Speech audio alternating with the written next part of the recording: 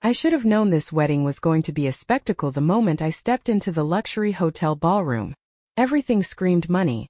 Towering crystal chandeliers, floral arrangements taller than me, champagne flowing like it was water. And all I could think was, Jesus, how much did this all cost? Daniel, my husband, was somewhere in the crowd, greeting acquaintances, all smiles and warmth. I, on the other hand, was here purely out of obligation. The bride and groom? Barely knew them.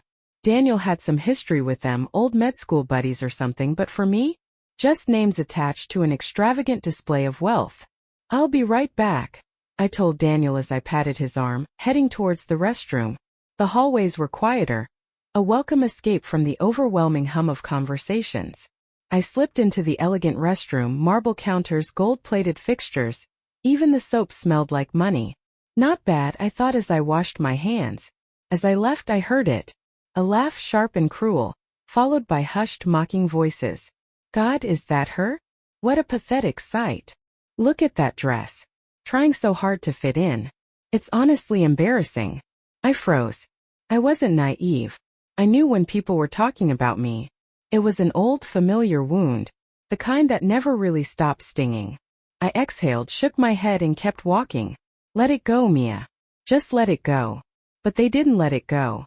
Oh, she's running away. Just like she always does. That voice. I stopped dead in my tracks, my entire body tensing. Slowly I turned to face them. And there they were. 3 women dressed in high-end designer gowns, standing just outside the restroom. Their perfectly styled hair and sneering faces sending me straight back to a past I had tried so hard to bury. One of them stepped forward, a cruel smirk twisting her lips. She reached out and grabbed my arm, her nails digging into my skin. Mia, she purred, her voice dripping with venom. Missed us. She stumbled back dramatically when I yanked my arm free, clutching her wrist like I had assaulted her. You psychotic. And then she laughed. Because of course this was all a game to her. A performance. And I knew then, I knew before she even opened her mouth, exactly who she was. Ava, I said flatly. My younger sister. My mother standing right beside her. Arms crossed, face twisted in disdain. The family I hadn't seen in years. Of course they were here. Of course they would find a way to ruin this night. Because that's what they did best. Ava was exactly the same. The same smug expression. The same sharp eyes scanning me like she was searching for something to mock. She'd always looked at me that way, like I was beneath her, like my existence was some personal insult to her. And my mother? She hadn't aged a day, not in the ways that mattered. She still carried herself like she was the queen of whatever pathetic kingdom she ruled in her own mind. The only difference was that now, she was standing in a luxury hotel instead of our dingy little clinic. What the hell are you doing here? Ava sneered, crossing her arms. I was invited, I said, my voice cool. Ava scoffed. By who? My husband. She blinked. Wait, you're married? I didn't answer. I just let the words settle. I could see it happening in real time, the flicker of disbelief, the quick recalculation behind her eyes. Then came the laugh. Short, cruel. God, who'd be desperate enough to marry you? I clenched my jaw, but I didn't rise to it. I had learned over the years that the worst thing you could do to people like Ava was refuse to play their game. Let's go, Daniel's waiting for me, I said, turning to leave. But my mother spoke then, her voice like nails on glass. You always thought you were better than us. I stopped. She took a step forward, tilting her head. Look at you. Parading around like you belong here. What are you trying to prove, Mia? I turned slowly, meeting her gaze. Nothing. I don't have to prove anything. Her lips curled. That's funny, considering you were always such a disappointment. Ava giggled. Remember when Dad called her our little charity case? Oh, I remember, my mother said, eyes glinting. We gave you everything, and you threw it all away.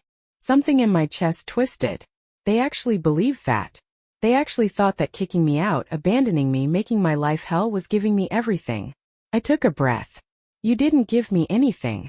You took everything I had, everything I could have had. Ava snorted. Oh, cry me a river. You were the useless one, Mia. We had to carry you for years. I laughed then. I actually laughed. Because they really believed their own bullshit. I was 14, Ava. I said, shaking my head. You were the golden child. I was the unpaid labor. I did your homework. I worked shifts at the clinic. I did everything you were too lazy to do. And in the end, you still resented me for existing. Ava's nostrils flared. You were lucky we even kept you around. Lucky, I repeated, tilting my head. That's what you think? You're damn right it is. She stepped closer and I could see it, the anger bubbling under her skin. Ava was the kind of person who couldn't stand when people didn't crumble under her words. Look at you now, she spat.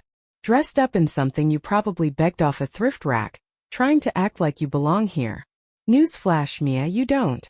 And then, a hand landed on my arm. Tight. Nails digging in. Ava's grip. The pain was sharp, but I didn't let it show. Instead, I wrenched my arm back. Ava, unprepared for the force, stumbled back on her expensive heels. She let out a dramatic gasp, arms flailing as she barely caught herself. A nearby guest turned their head. Then another. And just like that, we had an audience. Wow, I murmured, voice dripping with mock concern. You should be more careful, Ava. Wouldn't want people thinking you were trying to cause a scene. Her eyes burned with fury. You. I what? I said, stepping toward her now, closing the distance. I defended myself? Don't act like you didn't grab me first. More eyes were turning toward us now. Whispers. Curious glances. Ava's expression twisted as she realized it. She was losing control of the moment. But before she could regain her footing, before she could spew whatever venom was bubbling on her tongue, a voice cut through the air. What's going on here? A deep voice. Firm. Familiar. And when I turned, there they were. My father. And standing next to him, looking as stunned as I felt. Levi. Ava's fiancé. And the man who had unknowingly saved my son's life. I hadn't seen my father in years, but the moment I laid eyes on him, that same sick feeling crawled up my spine. He looked exactly how I remembered, stern, disapproving, with that permanent scowl that made my stomach twist when I was a child. He never had to say much. His silence had always been enough to cut me down. And standing next to him, eyes wide, expression unreadable. Levi. Levi, the doctor who had examined my son at the hospital. The man I had only met once months ago, in the cold sterility of an emergency room, where he had been the one to diagnose my child and ensure he got the care he needed. I saw it the exact second he recognized me. His face paled, his posture stiffened, and his mouth opened slightly, like he was about to say something but thought better of it. Ava, completely oblivious to the growing tension, tossed her hair over her shoulder and pointed a perfectly manicured finger at me. She's ruining everything, Dad. She just showed up out of nowhere trying to make a scene. My father's gaze snapped to me, ice cold, the same as it had always been. What are you doing here, Mia? It was not a question. It was an accusation. And I had had enough. I told you already, I said, voice level. I was invited. My husband. Ava rolled her eyes. Oh my God, stop lying. She's not lying. Levi's voice cut through the air like a scalpel. Ava's head snapped toward him. What? Levi didn't look at her. He was looking at me. I know her. His voice was quieter now, but it carried enough weight that it silenced Ava's whining instantly. We've met before. My father's expression darkened. What are you talking about? And that's when Levi did something that made my stomach drop. He looked down at my arm, where Ava had grabbed me, where faint red marks still lingered. Ava must have noticed too because she suddenly stepped in front of him, blocking his view. Levi, what are you even saying? I met her at the hospital. His voice was steel now. Ava froze. My mother's breath hitched. And my father's glare hardened into something dangerous. The hospital? My father echoed. For what? Levi swallowed, his Adam's apple bobbing. She has a son. I examined him a few months ago. That's how Ava whirled on me. You have a kid? It was almost comical, the horror in her voice, as if the concept of me being a mother was somehow offensive. Yes, I said simply. Ava took a step back, shaking her head like she was trying to piece something together. No, that's not, no one told me that. Of course they didn't, I said, my voice sharper now. You threw me out before you had the chance to find out. She flinched. For the first time in my entire life, Ava flinched at my words. And that's when I saw it. She wasn't just angry. She was afraid. That's when I knew. They had no idea what had happened to me after they abandoned me. They had no clue that I had built my own life, that I had climbed my way up from nothing. They had thought I was gone, forgotten, disposable. And now here I was standing in their world completely untouchable. A slow smirk tugged at the corner of my lips. "What's wrong, Ava?" I asked. "Scared I might embarrass you?" Her face turned a deep shade of red. "You're the embarrassment, Mia. You were a disgrace to this family, and you still are. That's why we got rid of you." "Got rid of me?" I repeated, laughing softly. "You didn't get rid of me, Ava. You just set me free." Levi was staring at Ava now, his jaw tight. "What does that mean?" Ava turned to him, her voice panicked. "Levi, don't listen to her." "No," he snapped, his voice suddenly sharp. "I want to know. What the hell does that mean?" The silence that followed was suffocating. Ava looked at my parents for help, but they were dead silent. They knew there was no way out of this. I took a slow step forward. "It means they threw me out when I was 18. No money. No support. Nothing." I met Levi's eyes, letting him see the truth in mine. They made sure I had no future. They did everything they could to break me. Levi's hands clenched at his sides. "But you know what the funny thing is?" I let out a soft chuckle. "I still made it. Without them. In spite of them." Ava's expression cracked. "And my father?" His face twisted into something ugly. "You're still nothing, Mia," he spat. "You got lucky. That's all." I tilted my head. "Lucky," I repeated, letting the word roll off my tongue. And then I smiled. "Lucky is marrying into one of the wealthiest medical families in the country," I said, watching as my father's expression faltered for the first time. "Lucky is owning my own company, one that's doing a lot better than your clinic, by the way." I turned to Ava, relishing the way her face was draining of color. "Lucky is walking into this place, wearing a dress that costs more than your entire savings account." I took one last step forward, until I was so close to Ava that she had to tilt her head up to look at me. "You think I'm nothing?" I whispered. "Then why are you shaking?" Ava inhaled sharply and stumbled back. Levi's gaze flickered between us, realization settling deep in his bones. And just like that, I had one. Ava wasn't laughing anymore. For the first time in her life, she looked genuinely afraid. And my father, his usual disapproving scowl had cracked, just slightly, revealing something underneath. Something bitter. Something resentful. Because deep down he knew. He knew he had lost. But of course he wouldn't admit it. "You think you're better than us?" he spat. "You think you're some kind of success story?" I didn't answer. I just let the silence stretch between us. Because he knew. I watched the realization hit him. The truth he had spent years trying to deny. I had made it without him. Without any of them. And that was unforgivable. Ava's voice was small when she spoke. You're lying." I smirked. "Oh really?" I cocked my head. "What part exactly?" Ava swallowed. You said you own a company." She scoffed, but it came out weak. "That's bullshit. There's no way someone like you." "Oh, I do," I interrupted, my voice calm. "I started it after I put myself through college. You know, the same college you swore I'd never go to." Ava blinked. "College?" I smiled, slow and deliberate. "Surprise." My mother exhaled sharply, her face darkening with something ugly. "No," she muttered, shaking her head. "That's not possible. We made sure." She stopped herself too late.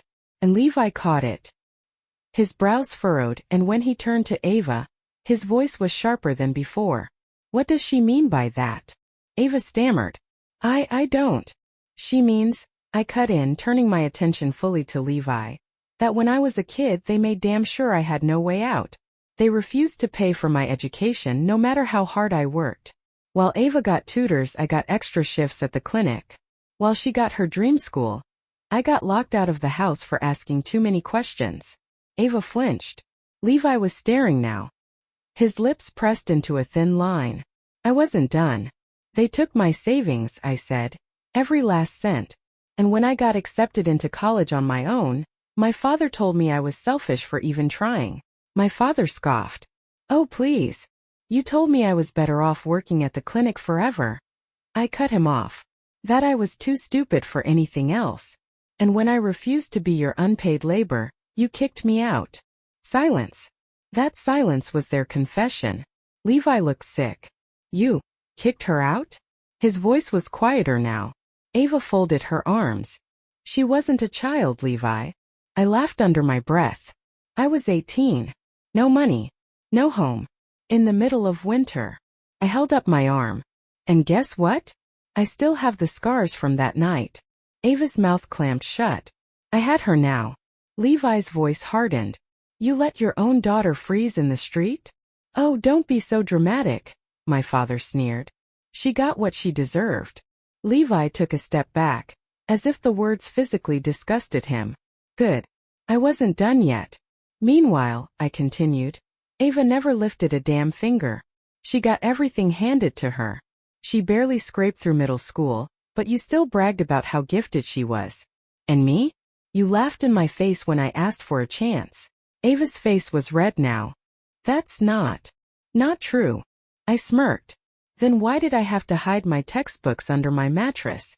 Why did I have to study at a gas station just to get some peace? Why did I have to lie about where I was going at night? Levi turned to Ava. You told me you went to high school. Ava froze. He blinked. Wait. Did you even graduate? Silence. The color drained from Ava's face. And then she made her biggest mistake yet. She panicked. She grabbed Levi's arm, her voice high-pitched, desperate. Levi, come on. You're really going to believe her? She's a liar, always has been. Levi yanked his arm free. His hands curled into fists. I need proof, he said. Right now. Ava's breath hitched. I smiled. That's a great idea, Levi. I turned to Ava, tilting my head. Show him your diploma. Ava stood there, frozen like a deer caught in headlights. The moment stretched on. 1 second. 2. 3. And then, in a flash of movement, she grabbed his phone from his pocket and hurled it onto the floor. It shattered. The sound echoed in the ballroom. People turned. Heads swiveled. Ava's breathing was ragged. Her hands were shaking. And that's when everything fell apart. Levi took a slow step back. His voice was dangerously calm. You lied to me. No. Ava grabbed his wrist again. Levi, please, You lied to me. The ballroom fell into complete silence. Every guest, every waiter, every staff member. They were all watching now. Levi's voice trembled with something sharp. You lied about your education, he said, his voice shaking. About your background. About everything. Ava shook her head violently. No. Levi, it's not. He took another step back. And this time it was Ava who looked small. I could almost feel the moment it happened. The exact second Levi realized that everything he thought he knew about her was a lie. And I stood there watching it all unfold. Because for once in my life I wasn't the one losing. They were. Ava's face was ghostly pale. Levi took another step back, shaking his head like he was trying to clear the fog of realizing his entire relationship was built on lies. You told me you worked as a medical office clerk, he said, his voice sharp. That you were getting certified. Ava forced out a weak laugh, her eyes darting around like a cornered animal. I do. She doesn't, I interrupted. My voice was calm, measured, lethal. She never even graduated middle school. Levi turned to me, jaw tight. What? I nodded. Our parents let her drop out. She spent her life doing nothing while I worked full-time shifts at their clinic, unpaid of course. But Ava. I smiled. Her perfect mask, the spoiled, adored princess of the family, was slipping, cracking like cheap glass. And now, standing there, humiliated in front of a room full of wealthy, well-connected people, she looked so small. Levi's chest rose and fell in deep, controlled breaths, his hands still clenched at his sides. He wasn't yelling. He wasn't causing a scene. He was just done. We're over, he said. Ava flinched. No, Levi, please, she whispered, reaching for his arm again, but he jerked away so fast that she actually stumbled. I can't believe I was going to marry someone like you, he muttered. Then he turned to my parents, his jaw tightening. And you too, you knew. You helped her lie. My father's lips pressed into a thin, displeased line, but my mother, who had spent years pretending I was nothing, actually had the nerve to look offended. You don't understand, she snapped. Mia has always been a liar. She's manipulative, always playing the victim, always trying to. Daniel's voice cut through hers like a blade. She's not playing anything. My husband's voice was calm, but it carried.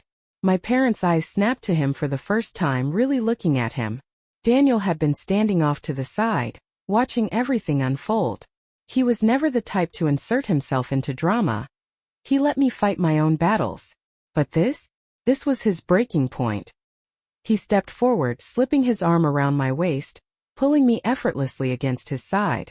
A silent, unshakable claim. And then he spoke, his voice as smooth as ever.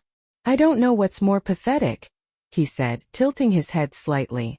The fact that you tried to ruin Mia's life, or the fact that you failed so spectacularly. Ava sucked in a sharp breath. My mother's mouth fell open. My father's face twisted into rage. But Daniel just smiled. Levi exhaled a laugh, shaking his head. Jesus, this whole family is a nightmare. Ava turned to me then, her expression wild with desperation. You did this, she hissed. You came here to destroy me. I raised an eyebrow. I came here to use the bathroom. Her face twisted with rage. You ruined my life, she screeched. And I laughed. A full, unrestrained, belly-deep laugh. Because oh my God, the audacity. Ava, I said, wiping at my eyes. You did this to yourself. Her lips trembled. The attention of the ballroom was still on us. All those rich, prestigious guests. The whispers. The murmurs. The judgment. And Ava was drowning in it. I turned to Daniel. Ready to go? He smiled, pressing a kiss to my temple. Absolutely. And just like that we walked away. The moment we stepped into the night air, I felt it. The weight, the tension, the ghost of the past that had wrapped around my throat for years. And as Daniel opened the car door for me, it finally lifted. Cake? He asked as he slid into the driver's seat. I turned to him, confused. What? He grinned, pulling out his phone and typing something into the GPS. You just destroyed your entire family at a luxury wedding. That deserves cake. I blinked. Then I laughed, shaking my head. You're ridiculous. And yet, here you are married to me. He wasn't wrong. As we drove away from the wreckage of my old life, I realized something. For years I had been nothing but the girl they abandoned. The girl they thought was weak, disposable, nothing. But now, I was free. And nothing had ever tasted sweeter. Levi didn't just dump Ava. He destroyed her. The engagement was officially over before the night was done. But the real blow came when Levi's family, wealthy, influential, and utterly ruthless, blacklisted her. See, Levi's parents had been thrilled about him marrying into a prestigious family. But when they found out Ava was a middle school dropout who had lied about everything, they pulled every string they had to ensure she never stepped foot into their circle again. Her social life? Gone. Her credibility? Ruined. Her name? A joke. But the worst part? The video. Someone at the wedding had caught everything on camera. Her lies, her tantrum, the way she threw herself at Levi after he broke up with her. And in the age of social media, things spread fast. By the end of the week, Ava was internet famous for all the wrong reasons. A meme. A cautionary tale. And the best part? She couldn't do anything about it. If Ava thought Levi leaving her was bad, she wasn't prepared for what happened next. See, Levi wasn't just mad, he was furious. She had embarrassed him, lied to him, tried to trap him in a fake, curated life. And Levi? He wasn't the type to just walk away quietly. He had connections. He had power. And he used every bit of it. Within a month, he filed a lawsuit against her and my parents, citing fraudulent misrepresentation. And when his team of lawyers went digging, oh, they found plenty. Fake credentials. Forged documents. Even an illegal loan in Levi's name that Ava had secretly taken out, assuming they'd be married before he found out. It was over for her. She was broke. Alone. Humiliated. And the funniest part? She had done all of it to herself. It was only a matter of time before my parents got what was coming to them too. Their clinic. The same one they had once used to keep me trapped, to exploit me for free labor, was already struggling. But after Levi's family blacklisted them in the medical community, it collapsed. Patients stopped coming. Their partners pulled out. Funding dried up. And within 6 months, my parents were forced to sell it for scraps. Then came the lawsuits. Apparently, their shady bookkeeping had finally caught up to them. Years of tax fraud, wage theft, and malpractice had been swept under the rug. Until someone decided to dig. That someone may or may not have been me. By the time the authorities were finished with them, my parents were drowning in legal fees and debt. They tried to reach out. First my mother. Then my father. Desperate, pathetic attempts at reconciliation. I didn't even bother reading their messages. Because as it turned out, Daniel's family, one of the most powerful medical dynasties in the country, had caught wind of what they did to me. And guess what? They weren't feeling particularly forgiving. Within a year my parents were blacklisted too. No clinic. No business. No reputation. Nothing. Meanwhile, my life had never been better. Daniel and I thrived. Our son was healthy, happy, and growing up in a home full of love. The kind of life I had always dreamed of but never thought I'd have. My business? Flourishing. My name? Respected. My family? The one I built for myself? Whole. Safe. Untouchable. And Ava? I heard from a distant relative that she had burned through whatever little money she had left. That she had gotten desperate enough to try and scam her way back into high society.